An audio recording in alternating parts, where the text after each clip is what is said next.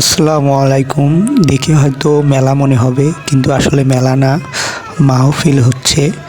জাহাঙ্গীরনগর বিশ্ববিদ্যালয়ের একদম পিছে যে গেরুয়া বাজার আছে, সেখানে এক মাদ্রাসায় মাহফিল হচ্ছে এবং আমরা এখানে দেখতে আসি এবং এসে দেখলাম যে এখানে অনেক দোকান বসেছে, মনে হয় মেলা। এরপর পাশেই মাদ্রাসা ছিল এবং মাদ্রাসার একদম ভিতরে ছিল সভা, মাহফিল ছিল এবং এখানে দেখতে প্রায় সবাই আসে।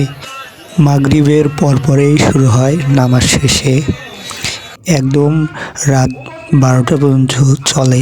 এখানে বক্তা ছিল এখানে 3 জন এবং এখানে প্রথমে এসে আমরা দেখতেছিলাম যে অনেক কম মানুষ, কারণ এখনও শুরুই হয়নি।